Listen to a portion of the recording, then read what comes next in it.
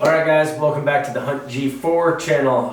Today we're going to be going over the RX8 Ultra from Hoyt. If you missed the video last weekend, we reviewed the Lift 33 from Matthews, and in my opinion, Hoyt and Matthews made the biggest changes this year.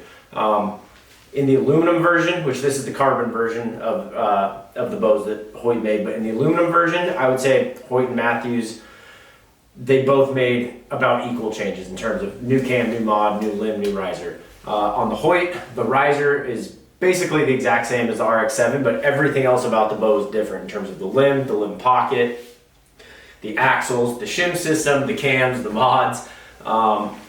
They really knocked it out of the park. In fact, I'm going to be shooting this bow this year, and I'm actually going to be doing a full bow build on my personal YouTube channel, Inside Out Precision, next week. So we'll put a link in the bio of this video. You can click on that and watch me actually build, set up, and tune this bow.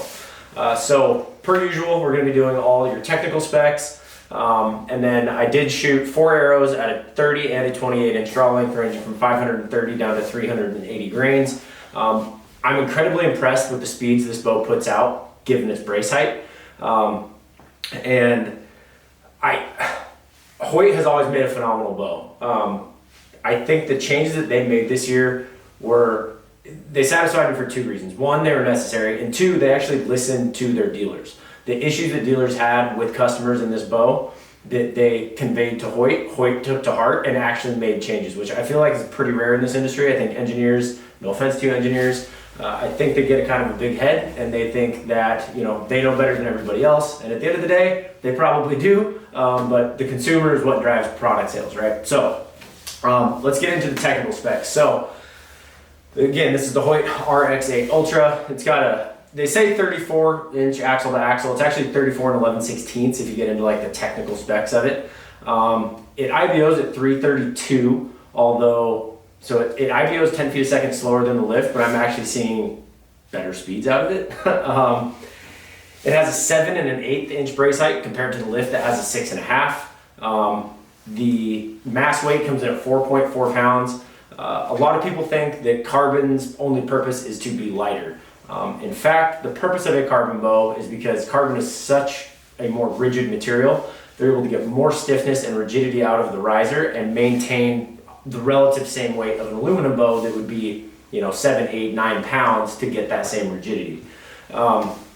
This particular model goes from a 27 to 32 inch draw length, and last year their cam system, the HBX Pro, it had 2 separate mods, and if you were at a 27 inch draw, the efficiency of that module was very limited, or I shouldn't say limited, but it was not great, because you were all the way at the bottom end of the shorter mod.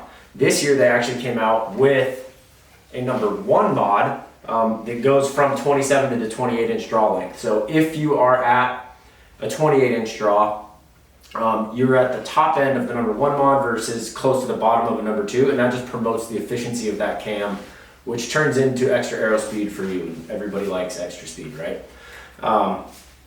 You can get this bow from a 50 pound peak weight up to an 80 pound peak weight. I ordered mine in an 80. We'll see if I actually shoot it there. Last year I shot 75 and didn't have an issue. And this bow draws smooth enough that I don't think I'm gonna have any issue shooting 80, you know, repeatedly.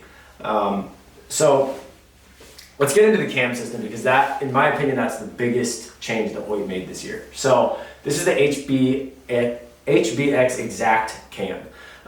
It has a little different profile than last year. The biggest changes to this are that it now comes in 1/4 inch draw length adjustments, and to me that is a huge deal. There are so many people, and if you watch my Inside Out Precision channel, you know how I always talk about how much draw length can change the way a bow holds and aims. I mean, literally an 1/8 to 1/4 of an inch can totally take your pin float from being jittery and bouncy and bobbing low on you to a nice, dull, slow, steady hold. So a 1/4 inch draw length adjustment to me is a huge deal. On top of that, they have 3 set screws in this mod, so it's not going anywhere. I never really saw any issues with last year's mods slipping, but some people did have that. In addition to that, what I love about this bow is that you've got a lot of ways to change the feel of this bow. So in addition to the draw length, your draw stops up top here. Whereas last year you could go between 80 and 85% let off. Now I can go between 75, 80, and 85% let off. And then if I actually unbolt these and just flip them top to bottom, I can go between what they